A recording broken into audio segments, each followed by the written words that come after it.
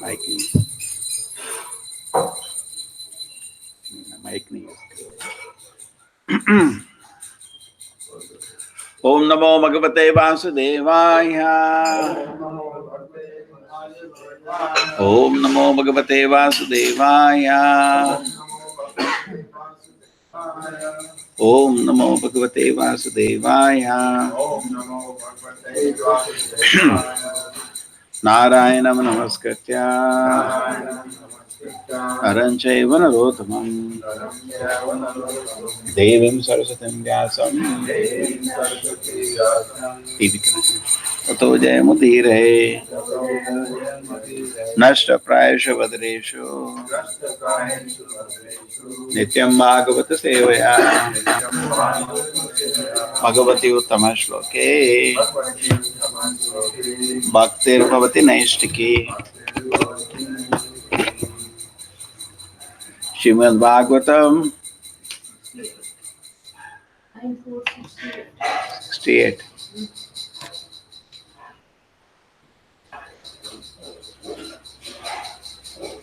वाह।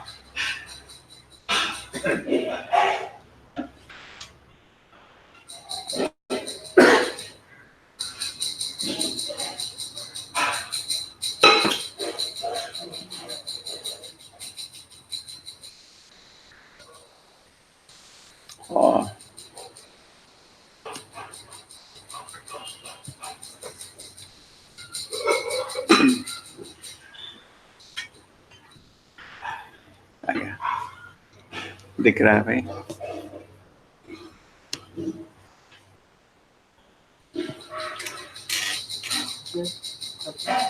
हाँ, लगा दिया, निकाल दिया, निकाल दिया। वो रहने दो, अभी रहने दो, बाद में मैं खरीद, अभी यूज करो। काम कर रहा है हल्का। साधवो हृदयं मह्यं साधूनां हृदयं तु अहम् मदन्याते न जानन्ति नाहं तेभ्यो मनागपि। साधवो हृदयं मह्यं साधूनां हृदयं तु अहम् मदन्यत्ते न जानन्ति नाहं तेभ्यो मनागपि। साधवो हृदयं मह्यं साधूनां हृदयं तु अहम् मदन्यत्ते न जानन्ति नाहं तेभ्यो मनागपि। साधवो हृदयं मह्यं साधूनां हृदयं त्वाहम् मदन्यत्ते न जानन्ति नाहं तेभ्यो मनागपि।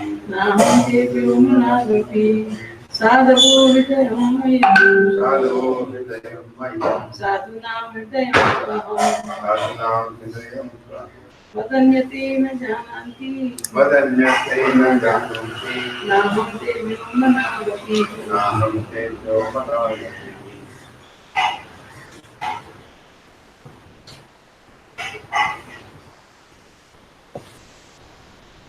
साधव प्रभु जी जब करना है। हाँ, कोशिश करो।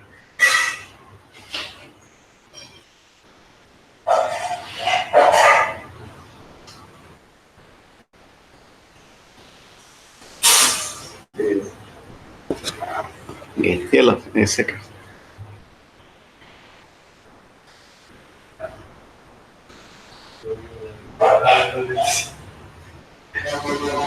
हाँ, मुश्किल है। अरे दोस्तों, हाँ, उड़िया में चाहिए, उड़िया में नहीं है ना।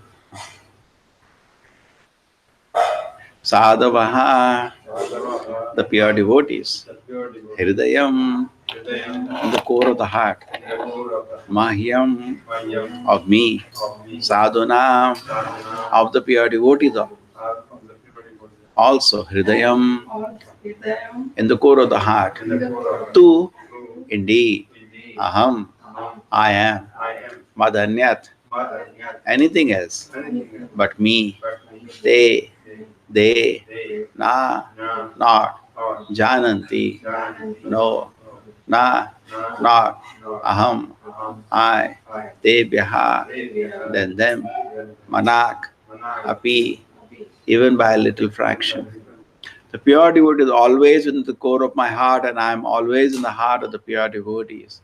My devotees do not know anything else than me, and I do not know anyone else but them. The pure devotee is always within the core of my heart, and I am always in the heart of the pure devotee. My devotees do not know anything else but me. I do not know anyone else but them.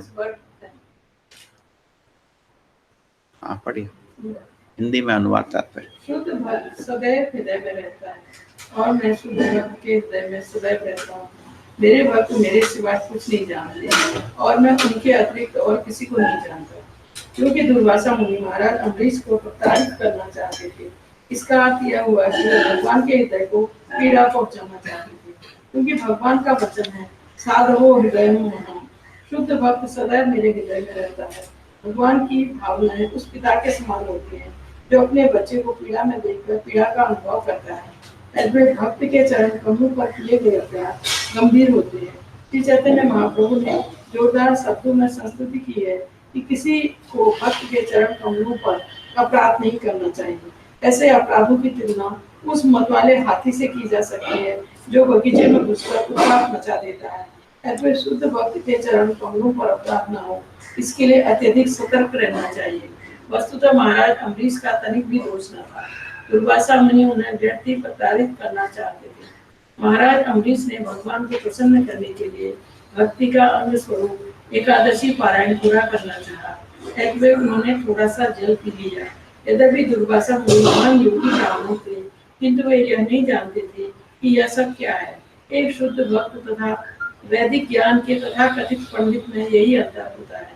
भक्तगण सदैव भगवान के हृदय में स्थित होने के कारण सीधे भगवान से सारे आदेश प्राप्त करते हैं। जैसा कि भगवत गीता में स्वयं भगवान पुष्टि करते हैं, देशामेवानुकंपार्थ महं ज्ञानंजनतमः नास्यामयात्मा भावस्तु यानी ज्ञान दीपेन भावस्वता। मैं उनके हृदय में वास करते हुए उन पर दया करने के कारण अज्ञान जन्य अंधकार को ज्ञान के दीपक से नष्ट करता हूँ। भक्त ऐसा कोई कार्य नहीं करता जिसकी अनुमति भगवान नहीं देते। जैसा कि कहा गया है, वैष्णवेरि प्रिया मुद्रा विजय। यहाँ तक कि अत्यंत विद्वान या अनुभवी व्यक्ति भी वैष्णव या शुद्ध भक्त की गतिविधियों को नहीं जान सकता। ऐसे किसी को शुद्ध वैष्णव की आलोचना नहीं करनी चाहिए। वैष्णव अपने कार्य को सही ढंग से जानता है और वह जो कुछ करता है वह सही होता है, क्योंकि वह सदैव भगवान से मार्गदर्शन प्राप्त करता है।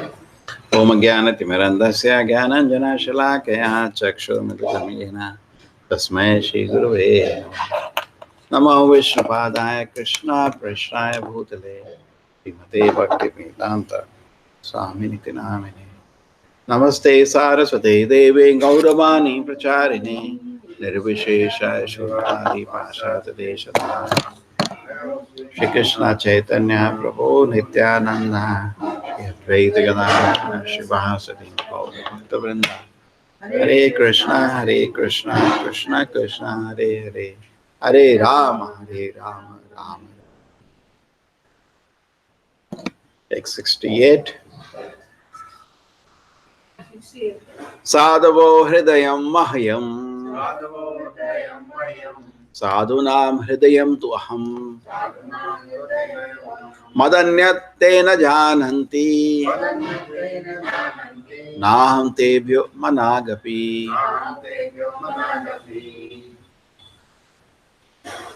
Pure devotee is always in the core of my heart, and I am always in the heart of the pure devotee. My devotee do not know anything else but me, but I do not know anyone else but them.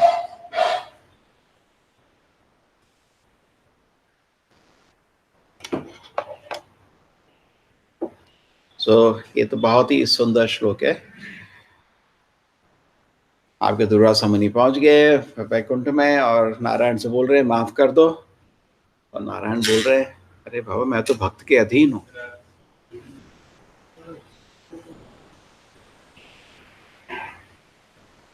तो बोल रहे मैं तो भक्त के अधीन हूं, मेरे को क्या बोल रहे हो, मेरा कंट्रोल में नहीं है।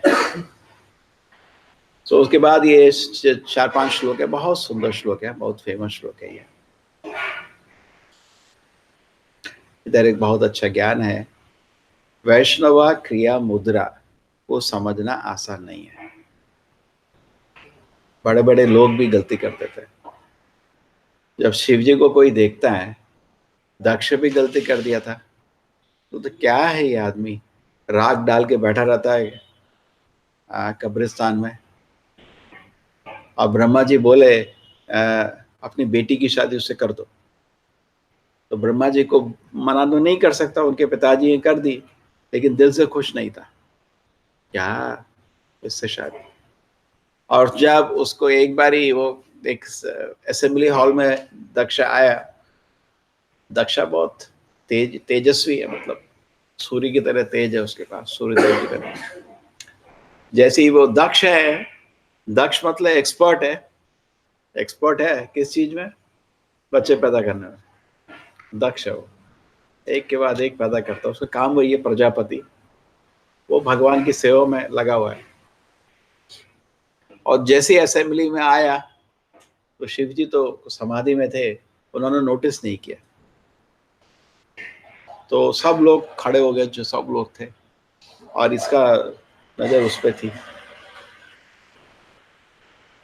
और अब सभा में बैठने की जगह और अपना वहाँ कोई फंक्शन चल रहा था, सब बड़े बड़े लोग थे, उस फंक्शन को पार्टिसिपेट करने की जगह उसने शिव जी का अपमान करना शुरू कर दिया। क्या है बंदर जैसा, ये वो ये, उसको सोचा वो अपना, अब कभी भी लगता है दिल में कोई मेरा अपमान कर रहा था, हम भी उसका अपमान करते हैं, मेरे को दबाए कि मैं तेरे को दबाए। तो उसको ये क्या है, ये उसको कपड़ा भी नहीं पहनना आता, ये नहीं वो नहीं, मतलब पूरा बदतमीजी शुरू कर दिया।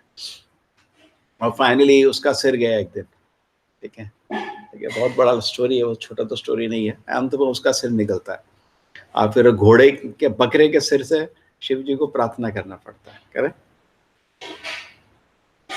ये शास्त्र में नियम है कि अगर भी किसी भी जो आदमी असली क्या अपमान का योग्य है, आप उसको अपमान करेंगे तो आपके कर्म आप उसको पूजा करने में फोर्स करेंगे। आप देखिए हुआ ना, दक्ष को उसको पूजा करना पड़ा। एनीवे, तो वैष्णव का क्रिया, अब ये तो परम वैष्णव है, परम वैष्णव तो उनका क्रिया समझना बहुत मुश्किल होता है। क्यों कर रहे हैं वो समझ रहे, ये तो बहुत गुप्त होता है, कभी कभी पता नहीं चलता है।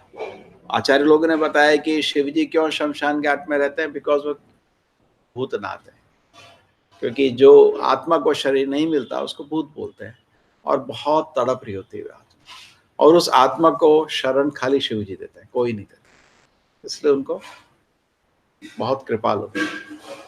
पर दुख का दुखी, बहुत बड़े वैष्णव है, परम वैष्णव।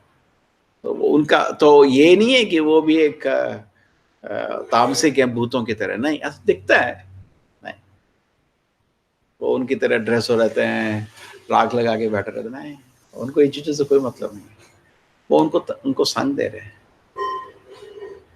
तो ये, लेकिन बाहर से कोई आदमी देखेगा उसको तो नहीं पता चलेगा ना। इस तरह आप बहुत तरह लीला पकड़ सकते हैं जिसमें ये पता नहीं चलता है कि भक्त क्या कर रहा है।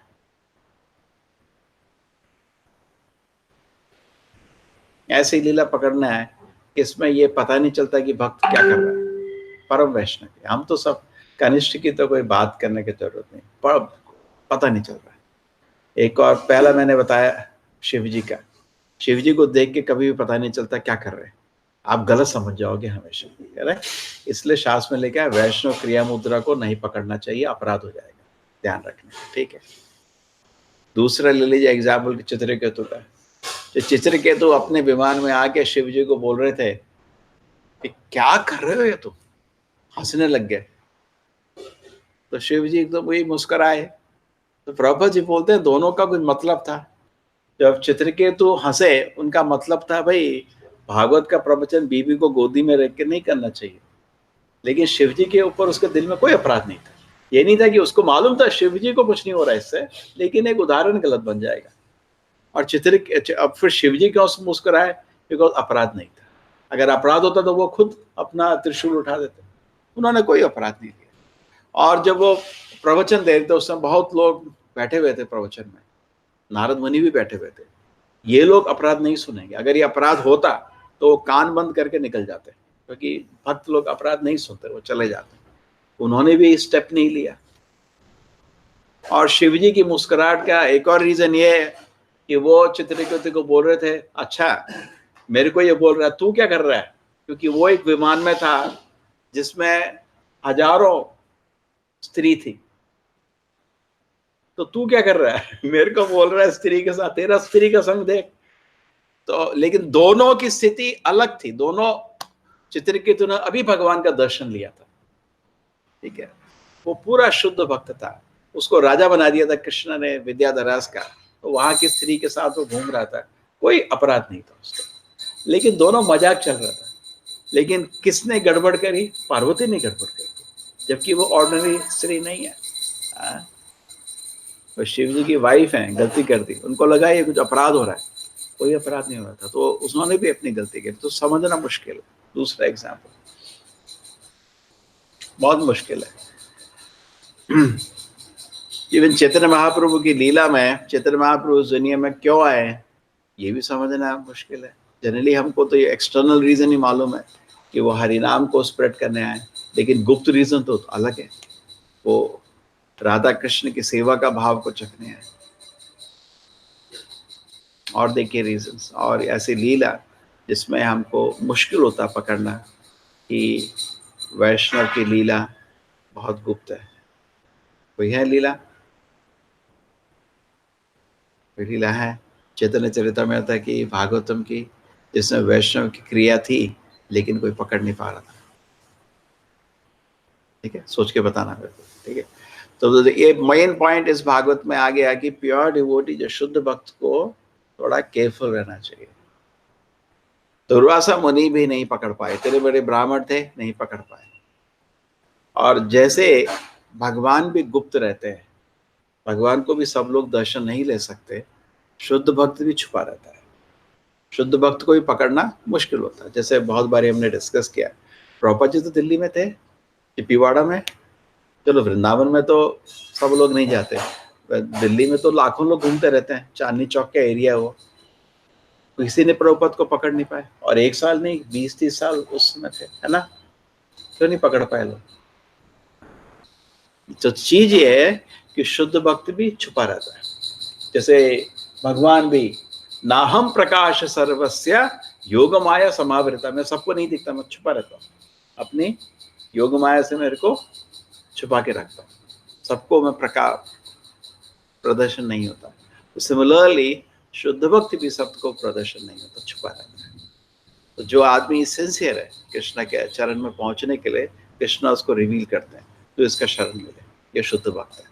फिर वो बहुत उत्साह से, खुशी से उसके शरण में जाता है, ठीक है। तो ये चीज इसमें बहुत अच्छे समझाया हुआ है कि देखिए अम्बरीश महाराज थे, वो तो राजा के वेश में थे, लेकिन एक गुप्त चीज थी, महान भक्त थे, वो चीज छुपी हुई थी, वो दुर्वासा मुनि पकड़ नहीं पाए। करेक्ट? जब आप भक्त होंगे, भक्त को पकड़ लेंगे, नहीं तो आप नहीं पकड़ पाओगे। तो दुर्वासा मुनि भक्त नहीं थे तो नहीं पकड़ पाए। भागवत तो डिस्कशन दिया है, उनका हर चीज कृष्ण भक्ति से पूर्ण था, हर चीज कृष्ण भक्ति से डुबोया हुआ था। तमयि मना कृष्ण पदारविंदयो वाचांसि वैकुंठ गुणानुवर्णने रोर हरेर मंदिर मार्जनादिशो श्रुतिं चकाराच्युतोदये मुकुंद लिंगालय दर्शने दिशो तद्भृत्य गर्त संगम। तो इस तरह बताया हुआ है कि उसका मन हमेशा कृष्ण के बारे में सोचता रहता था और हमेशा कृष्ण के बारे में बोलते रहते थे।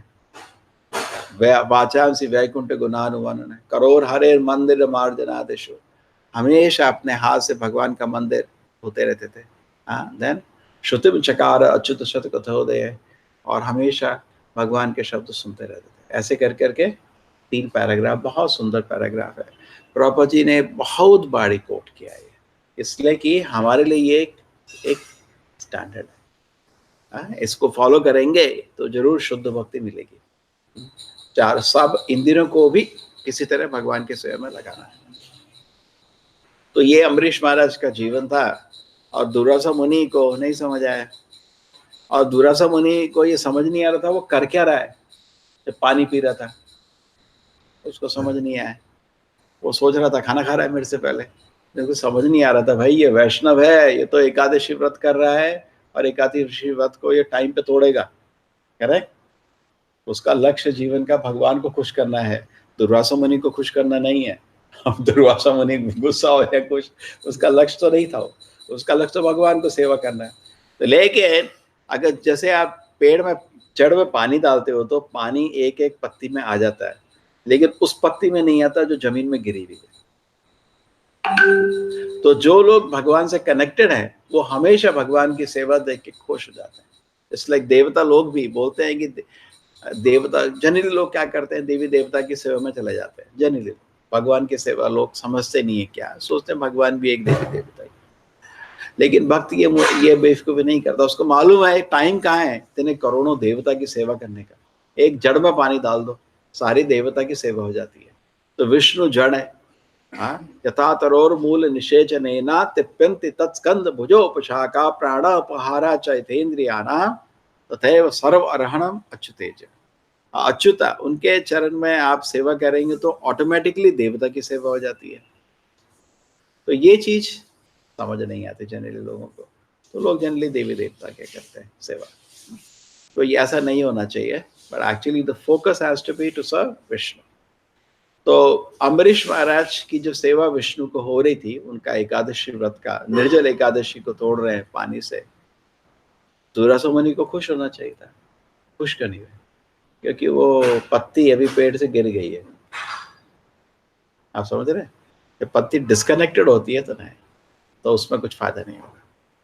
तो दिस इज वेरी इंपॉर्टेंट कि हम अगर भगवान से डिस्कनेक्टेड हो जाएंगे तो कोई भगवान की सेवा कर रहा है, हमको आनंद नहीं मिलेगा। जैसे चैतन्य महाप्रभु जब अद्वैताचार्य के घर में पहुंचते हैं या सौरभ भट्टाचार्य, दोनों के घर में जब बहुत बड़ा फीस्ट होता है, अद्वैताचार्य के घर में पहुंचते हैं जब सन्यास लेके उनको नित्यानंद प्रभु भटका के ले जाते हैं शांतिपुर में, और उनके घर में वो एक बहुत बड़ा फीस्ट ऑर्गेनाइज करते हैं। इतना बड़ा फीस्ट, अद्वैत आचार्य और उनकी वाइफ सीता है ना, लक्ष्मी नारायण खाना बना रहे हैं, तो कुछ छोटा तो काम होगा नहीं। उनको ये ले लो, अद्वैत आचार्य तो दोनों है कॉम्बिनेशन विष्णु शिव का, या शिव जी पार्वती के साथ खाना बना रही हैं। एक तो जिस तरह से भी ले लो, खाना तो ऑर्डिनरी होगा नहीं, हजारों आइटम, और बिल्कुल चैतन्य महाचरिता में तो पूरा चैप्टर है उस फीस्ट के बारे में डिस्कशन। तो चैतन्य महाप्रभु उस फीस्ट को देखते हैं, बोलते हैं जिसने ये खाना बनाया है मैं उसको नमस्कार करता हूँ। क्यों बोल रहे हैं? क्योंकि भक्त को खुशी होता है किसी का सेवा देख के। नहीं समझ रहे? नहीं, हम तो ऐसा नहीं बोलते ना। हाँ अच्छा कुछ खा लिया छुट्टी, लेकिन चैतन्य महाप्रभु नहीं ऐसा बोला। तो देखते तो भक्त को अगर हम डिस्कनेक्टेड रहेंगे तो बहुत मुश्किल हो जाएगा। तो ये जो हर दिन नाम के जप के पहले प्रभुपाद जी ने क्यों इस सिस्टम रखा है हर मंदिर में 10 अपराध, बिकॉज 10 अपराध करेंगे। चैतन्य कृष्णदास का विराज गोस्वामी बोलते हैं कि हजारों करोड़ों वर्ष तक भी जप करते रहोगे प्रगति नहीं होगा, है ना। इसलिए हर दिन याद करते हैं, हर दिन भूल जाते हैं। एक मंदिर में सुबह के टाइम 10 अपराध जप हो रहे थे। ये कहाँ डिस्कस होता, यहाँ नहीं, जीबीसी मीटिंग में डिस्कस हुआ था मजाक के, और सच में हुआ। तो होता है, अभी तो हमारे 3-4 लोग हैं। जब बड़ा मंदिर होता है तो अवसर बड़ी स्पेशल होता है, अवसर मिल जाए सबके सामने, एक बोल दिया मैंने 10 में से, ठीक है। तो क्या हुआ, किसी ने एक बोल दिया तो दूसरा माइक उठा के उसको मारने गया। 10 अपराध का डिस्कशन हो रहा है, वहीं पे मेरे को क्यों नहीं बोलने दिया, तू उसको मार। हद हो गया। तो हंस रहे थे कि वो 10 अपराध बोल रहा है और उसका मतलब नहीं सोच रहा है, उसको यही सोच रहा है कि मेरे को बोलने नहीं दिया, है ना। तो ये this can be so obvious, this can become foolish sometimes by Krishna's grace. So to be careful, actually बहुत सारे लेसन है इस लीला से, हर लीला से हमको क्या करना है, हमको लेसन लेना है। तो इस लीला से देख लीजिए कि कृष्ण जी ने दुर्वासा मुनि को माफ नहीं किया। तो आप बोलेंगे भाई ठीक है, लेकिन अम्बरीश महाराज के लिए माफ तो कर दिया या नहीं किया, लेकिन अम्बरीश महाराज तो शुद्ध भक्त थे, ये तो कनिष्ठ है, इसको तो मैं अपराध कर सकता हूँ। नहीं, सब भगवान को प्रिय है, कनिष्ठ भी प्रिय है, मध्यम भी प्रिय है, उत्तम भी प्रिय है।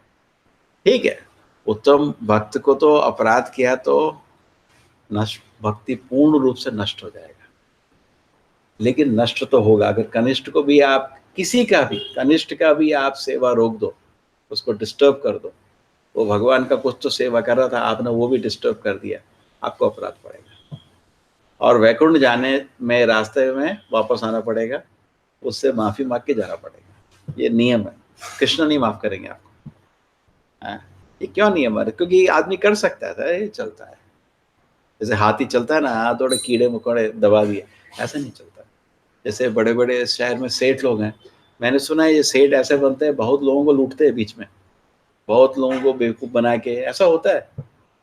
हम तो खाली सेठ देख लेते हैं, लेकिन कितने लोगों को उसने बर्बाद किया देखते नहीं है लोग। ठीक है, लेकिन भक्ति में ऐसी प्रकृति नहीं है। आप समझ रहे हैं ना, आप सेठ बन सकते हो, बहुत लोगों को बेवकूफ़ बना के, बहुत लोगों का अभी तो सेठ है, पुराना हिस्ट्री बीच में एक बार ही था बिना पैसा, उसके बाद कुछ कैपिटल हुआ जिससे उसने रोटेट करना शुरू किया और धनी बना। वो जो एक जो ये वाले स्टेज होते हैं ना, आप समझ रहे हो, जैसे एक ऑर्डिनरी साधारण व्यक्ति, कुछ नहीं उसके पास, वो तो सेठ बन ही नहीं सकता। और उसके पास सडनली आप उसको 10 करोड़ दे दो, फिर वो रोटेट करना शुरू होगा, इधर इन्वेस्ट करेगा, ये करेगा, वो करेगा, फिर करोड़पति बनो, हजारपति बन गया। लेकिन वो जो एक वाला एरिया होता है ना, बहुत सारे सेठों का वो हिस्ट्री बहुत गंदा होता है, उसमें कुछ चोरी किया होता है या कुछ गलत बिजनेस किया होता है। ठीक है, ये मेरे को पता चला। तो ये क्या करते हैं लोग, तो ऐसा कर करके आप कुछ नाटक चल सकता है दुनिया में, है ना, लेकिन नहीं, भक्ति में ये सब नाटक नहीं चल पाता। आपको अंतिम में तो भगवान के चरण में जाना है। आपने कनिष्ठ का भी, किसी का भी भक्ति अगर आपने रोक दिया तो आपको उसको आपको दंड मतलब आपको, आप कृष्ण के पास जाना चाहते हो, कृष्ण बोलेंगे नहीं। श्री राधा गोविंद की, जैसे मंदिर के बाहर दरवाजे खटखटाते रहो, मंदिर के दरवाजे खटखटा रहे लेकिन दरवाजा नहीं खुलेगा, कृष्ण बोलेंगे दरवाजा नहीं खोलेंगे। क्या वो उन सबसे सब जितनी भीड़ है, जिनको अपराध किया, माफी मांग किया। तो इसलिए ये अपना प्रकृति के लिए, इसको चैतन्य महाप्रभु क्या बोलते हैं, हाथी मता। हाथी मता मतलब जैसे बहुत मुश्किल से भी ये उगा रहे, इधर भी लगा है कुछ, हम छोटा छोटा चीज लगा हुआ है। ठीक है, और उसमें आप हाथी ले आओ, एक दिन 2-3 महीने का मेहनत, थोड़ा आपका कुछ लगा, और हाथी आके क्या करेगा, वो 10 मिनट में सब सत्यानाश कर देगा। तो ज्यादा मुश्किल नहीं है एक्चुअली, ये तो बस 10 मिनट का काम है। अब ये छोड़ो यार, नॉर्मल रिश्ते में ही, जिंदगी में अच्छा सा आपका रिश्ता 10 मिनट में नष्ट कर सकता है। बस एक ये बोला, उसने ये बोला, फिर मैं ये बोला, उसने ये बोला, तो उसके बाद जिंदगी में उसका चेहरा नहीं देखते, है ना, 10 मिनट में सब नष्ट हो जाता है। इसी सेम वे अगर मन में, स्थिति में अपराध ग्रहण हम हो गए और किसी का, भक्त का बुरा सोचा, उसको निंदित किया, उसको दर्द दिया, ठीक है, तो बहुत मुश्किल हो जाता है। इसलिए ये बहुत ध्यान से चलना चाहिए। जैसे जैसे डिवोटी एक्सपीरियंस होता जाता है, उसको ये भी केयर रखना चाहिए कि ध्यान से चले। ठीक है, तो ये चीज़ इधर बताई गई। अम्बरीश महाराज, और उन्होंने तो अपराध नहीं लिया, अम्बरीश महाराज ने कोई अपराध नहीं लिया, ना तो शुरू में ना एंड में, लेकिन कृष्ण ने अपराध लिया। तो कृष्ण ये चीज़ लाइक नहीं करते। आप क्यों, आप अपना सेवा करना है करो, उसका सेवा में क्यों डिस्टर्ब कर रहे हो, है ना, क्यों आप उसको अर्चन कर रहे हो, उसमें आपको क्या करना है, आप अपना काम करो। तो सेम वे है, दुर्वासा मुनि को क्या पड़ी है, वो अपना राजा है, सेवा कर रहा है, ठीक है, लेकिन उस राजा को इतना यश मिल रहा है, राजा इतना फेमस हो गया है, वो यही देख रहा था, मैं मुनि हूँ, तपस्वी हूँ, मेरी ज़्यादा इज्जत होनी चाहिए, और उसकी इज्जत मेरे से ज़्यादा कैसे हो सकती है इसलिए कहीं तो ईर्ष्या तो देखनी पड़ेगी। मेरे से सुनता नहीं है, कल हम ये सोच रहे थे सुनता नहीं है, हैं? मेरे से पूछना चाहिए था पानी पीना है तो, अरे उसको तेरे को पूछना, उसको पूछना, उसको अपना एकादशी पर तोड़ना है ना। आप तो थे नहीं, आप तो नहा रहे थे, क्या करेगा वो? उसको, उसका तो लक्ष्य भगवान को खुश करना है। और आप भगवान, अगर आप भगवान से कनेक्टेड होते तो आपको भी संतुष्ट होना चाहिए था। आप तो संतुष्ट नहीं हो रहे, आप तो गुस्सा हो रहे हो। तो कभी कभी आप लोग ये चीज नहीं देखते। भगवान का सेवा कर रहा है, खुशी होना चाहिए। इसलिए बोला गया है कनिष्ठ अधिकारी जो है उसको तो कुछ भी एनालाइज नहीं करना चाहिए, अपना काम करो, प्रसाद खाओ, हो जाओ कनिष्ठ, बिकॉज उसका कैपेसिटी नहीं है। जैसे अगर मैं इंजीनियर नहीं हूँ, मैं डॉक्टर नहीं हूँ, तो डॉक्टर क्या कर रहा है मेरे को पता नहीं चलेगा, है ना। डॉक्टर ने जो इलाज किया, मुश्किल काम किया, हमको मालूम नहीं। सपोज पेंटिंग का काम, जो असली पेंटर उसको मालूम है कितना मुश्किल है ये पेंटिंग। जो पेंटिंग नहीं जानता तो ये तो 10 मिनट, 10 मिनट का नहीं है, कर दो, ये असंभव काम है। जो करता है उसको मालूम होता है ना प्रभु जी। कोई तबला बजाता है उसको मालूम होता है ये बोल मुश्किल है, आसान है। जो बाहर वाला आदमी उसको क्या मालूम है मुश्किल आसान है ना। तो कनिष्ठ मतलब अभी भक्त बना नहीं है, शुरुआत किया है, तो उसको एनालाइज कभी नहीं करना चाहिए। उसको समझ नहीं आएगा, उसको, उसके लिए एरिया नहीं है। कनिष्ठ कभी एनालाइज नहीं करना चाहिए। मध्यम अधिकारी करता है बिकॉज उसको प्रगति करना है अभी, तो उसको किसका संग लूं देखता है, उसको एनालाइज करने में गलती नहीं है, लेकिन उसका एनालिसिस इस तरह हो जाता है। ईश्वर अधिनेषु, ईश्वर की तरफ उसका प्रेम रहता है, भक्तों की तरफ मैत्री रहता है। हाँ, ईश्वर अधिनेषु बलिशेषु द्विषेषु च प्रेमा मैत्री कृपा उपेक्षा ये करती स मध्यमः। मध्यम अधिकारी के लक्षण दिए ना बहुत बारी चैतन्य चरितामृत में, ये लक्षण है। तो जो भगवान के भक्त है उससे उसको मैत्री होती है, उसको स्नेह होता है। क्यों? उसके भगवान के भक्त है। एक इंग्लिश में सेइंग में, love me love my dog.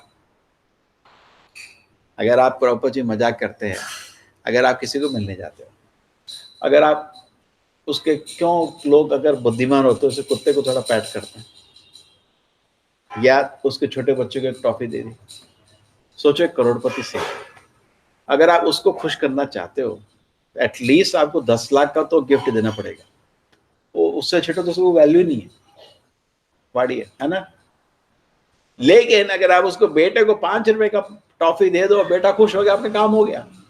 Same संतुष्टि उसको मिलेगी जो 10 लाख का काम था 5 रुपए में हो गया। समझ रहे लॉजिक? ठीक है नहीं? तो सिमिलरली भगवान को खुश करना आसान नहीं, लेकिन भक्त को खुश करना थोड़ा इजी है। तो अपराध करने की जगह अवसर देखो सेवा का, बिकॉज आपको फायदा कितना मिलेगा। अगर भक्त खुश हो गया, भगवान खुश हो जाता है। अब भक्त को दुखी करेंगे तो भगवान कभी माफ नहीं करेंगे। तो इसलिए भक्तों के संग में रहना आग से खेलने के बराबर होता है। अगर हम बेवकूफ़ी कर रहे हैं तो फिर भगवान हमारा मतलब भक्ति का प्रगति रुक जाता है। एक्चुअली शास्त्र में लिखा है ऐसा होता है, ऑलमोस्ट नील बनाया जाता है लेकिन डिलीट नहीं होता, क्योंकि वो माफी मांग के वो ठक वापस आ जाता है, छुप जाता है। जैसे अभी आपको भगवान का दर्शन मिल रहा है, पर्दा लग जाएगा, दर्शन नहीं दिखेगा, तो जो भगवान की सेवा का जो सुख है वो दिल से निकल जाएगा अपराध करने में। ठीक है, जैसे चैतन्य चरितामृत किसका एग्जाम्पल है? सबसे फेमस अपराधी का एग्जाम्पल, जो अपराध कर करके कौन है? रामचंद्रपुरी। वो चैतन्य महाप्रभु को भी अपराध खोट देख रहा था, सबको खोट देख रहा था। वो भक्तों को खाना खिलाता था, और खाओ और खाओ और खाओ। ठीक है, मायापुर में नहीं, जगन्नाथपुरी में आया, चैतन्य बाबू के बहुत सारे शिष्य थे, उनको भोज खिलाता था और खिला।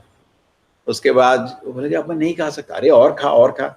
और उसका तो पोजीशन बहुत ज्यादा था ना, वो चैतन्य महाप्रभु के गुरु का भाई है, माधवेंद्रपुरी का शिष्य। ईश्वरपुरी का एक, माधवेंद्रपुरी का एक शिष्य था ईश्वरपुरी, एक शिष्य था रामचंद्रपुरी।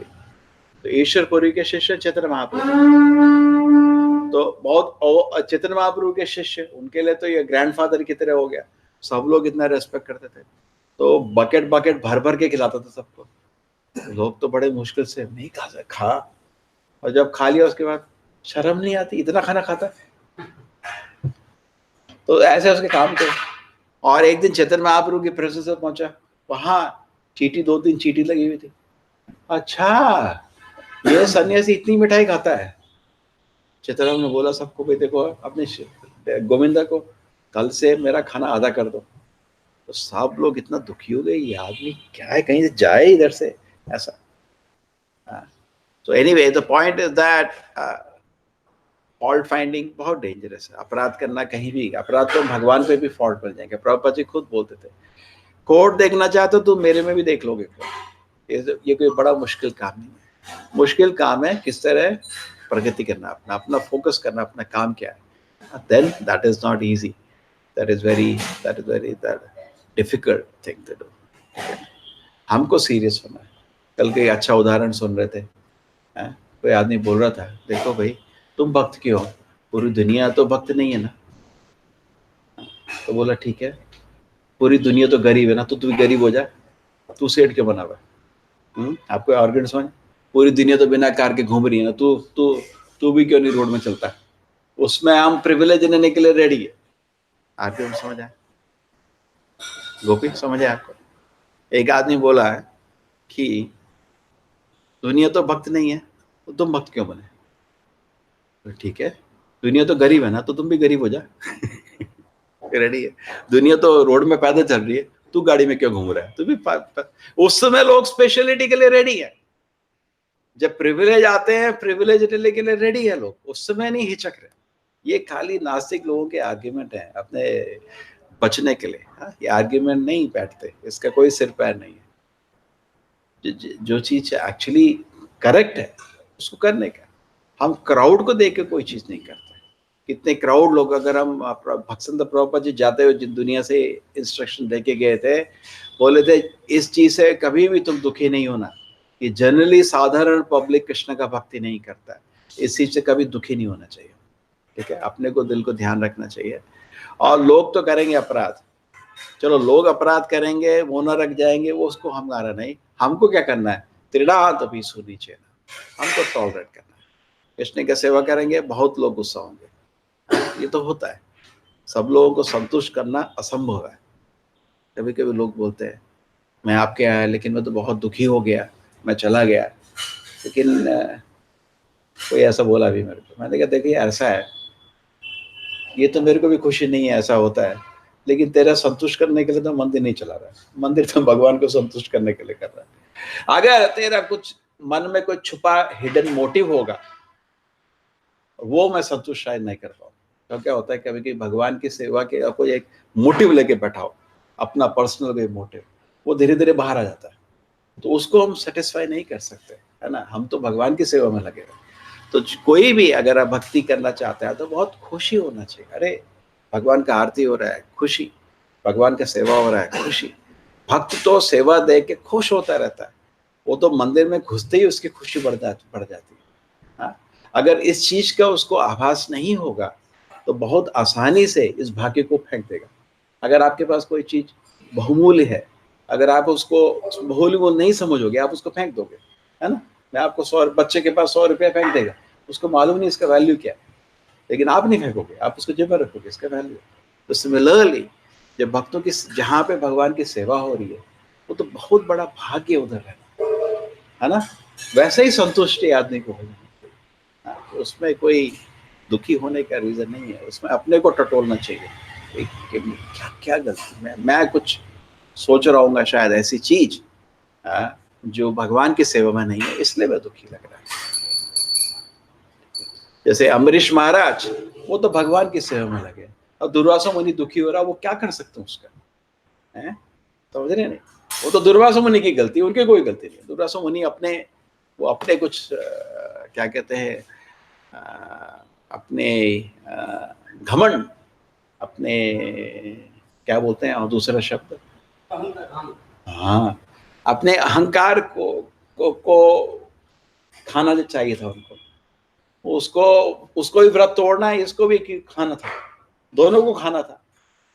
एक होता है ग्रॉस खाना, एक होता है सटल खाना, दोनों खाना है, दिखता नहीं है।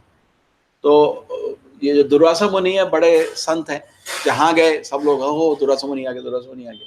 वो भी एक तरह का खाना है, मन का खाना, मन इज्जत को खाता है। और अम्बरीश महाराज को खाना खाना था अपना व्रत तोड़ने के लिए, ठीक है। तो वो दोनों अपने अपने भोग में लगे थे। और आपका दुर्वासा मुनि को ये दिखा भी नहीं वो क्या कर रहा है, वो अपना व्रत तोड़ रहा है बस। और किसका व्रत तोड़ रहा है? भगवान का एकादशी का व्रत। उसको गुस्सा होना एक्चुअली गलत है, ठीक है। तो इस तरह हमको इसे समझना चाहिए। और जो महान वैष्णव होते हैं उनकी क्रिया को बहुत केयरफुली देखना चाहिए। प्रभुपाद जी बोलते थे कि दुनिया भर में, कभी उनको पूछा अमेरिका में भक्ति इतना जल्दी क्यों फैल रहा है? प्रभुपाद जी ने बोला उन्होंने तो हमारे महान आचार्यों को कभी निरादर नहीं किया, लेकिन इंडिया में क्या करते हैं? अभी भी आपके सीरियल चल रहे हैं, उनको देख के, किसी को भी देख के उसको जितना भी पांडवों का इज्जत है वो निकल जाएगा। ऐसा बनाते हैं कि मतलब ये भी कुछ खोटी है। भक्त एक भी चीज, जैसे अम्बरीश महाराज इतने महान भक्त है, सब कुछ भगवान दिल से प्रेरणा कर रहे हैं ये करो।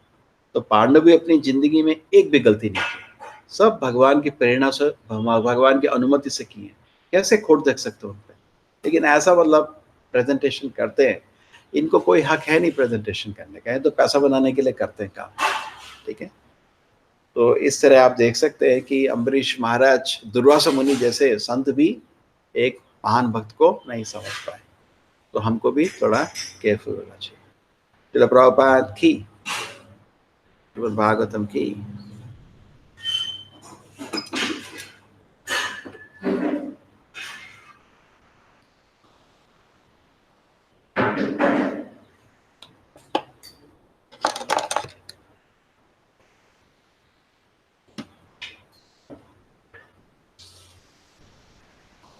ये वो लाइव किधर है? आज चल रहा था वो? नहीं, ये मोबाइल जूम हो रहा है, घर बंद हो गया। हाँ, उसको ले जाना है ना।